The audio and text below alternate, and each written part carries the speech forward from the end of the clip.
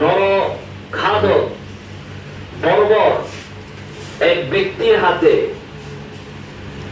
ধর্ষণের শিকার হয়ে তারপরে তাকে হত্যা করা হয়েছে। শিশুটিকে পৃথিবী থেকে একটি সুন্দর ফুল, সেই ফুলটিকে রামিসা নামে, সেই ফুলটিকে পৃথিবীর ফুল বাগান থেকে তাকে ঝরিয়ে দেওয়া হয়েছে।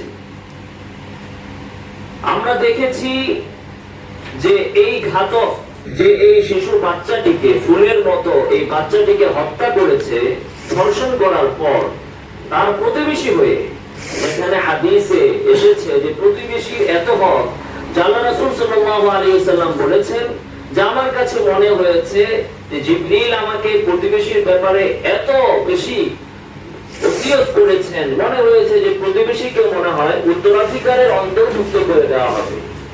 সেই পাশের ফ্ল্যাটের প্রতিবেশী যখন এরকম একটি মাসুম বাচ্চাকে জোরপূর্বক ঘরের ভিতর নিয়ে ধর্ষণ করে গলা টিপে হত্যা করে তার দেহের অঙ্গ প্রত্যঙ্গগুলো কেটে কেটে টুকরো করে তারপরে খাটের নিচে লুকিয়ে রাখে এবং তার স্ত্রী এই কাজে সহযোগিতা করে এবং তাকে ঘর থেকে পালিয়ে যাওয়ার জন্য সুযোগ করে দেয়, এই চিত্র যখন আমাদের চোখের সামনে থাকে তখন আমাদের বুঝতে আর দেরি করার সুযোগ থাকে না যে আমাদের বর্তমান সমাজের অবস্থা কোথায় যে পৌঁছেছে এবং আমরা কোন ধরনের সমাজে বসবাস করেছি।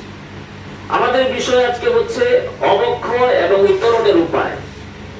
আমাদের এই সামাজিক অবক্ষয় থেকে উত্তরণের পেছনে একটি বড় বাধা হচ্ছে বিচার প্রক্রিয়ায় দীর্ঘসূত্রিতা।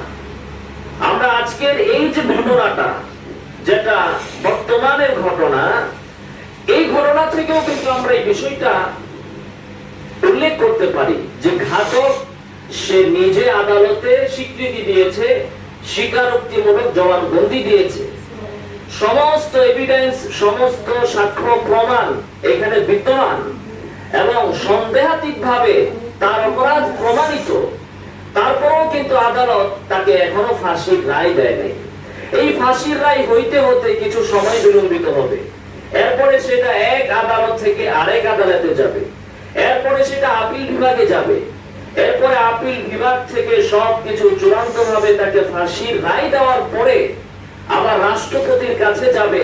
রাষ্ট্রপতি চাইলে এরকম একটা মানুষরূপী জানোয়ারকে ক্ষমা করে দিলেও দিতে পারে। এই অধিকারও রাষ্ট্রপতিকে আমাদের এই সমাজ দিয়েছে।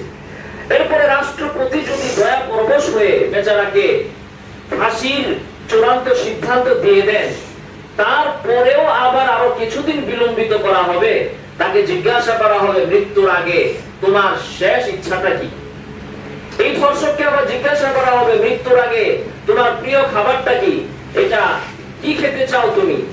এইভাবে কিন্তু সময় ক্ষেপণ করা হবে। আমরা জানি যে বিগত ডক্টর ইউনূসের যে অন্তর্বর্তীকালীন সরকার ছিল, তখনও এই ধরনের একটি অল্প বয়স্ক শিশুকে ধর্ষণ করা হয়েছিল তার আত্মীয় স্বজনদের দ্বারাই।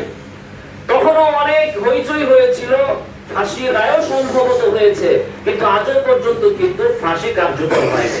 অথচ শরীয়ত কি বলেছে এই ক্ষেত্রে?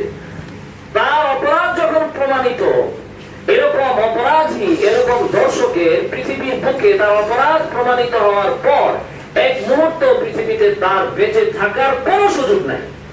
সঙ্গে সঙ্গে তাকে মৃত্যুদণ্ড তার কার্যকর করতে হবে, দৃষ্টান্তমূলক শাস্তি দিতে হবে।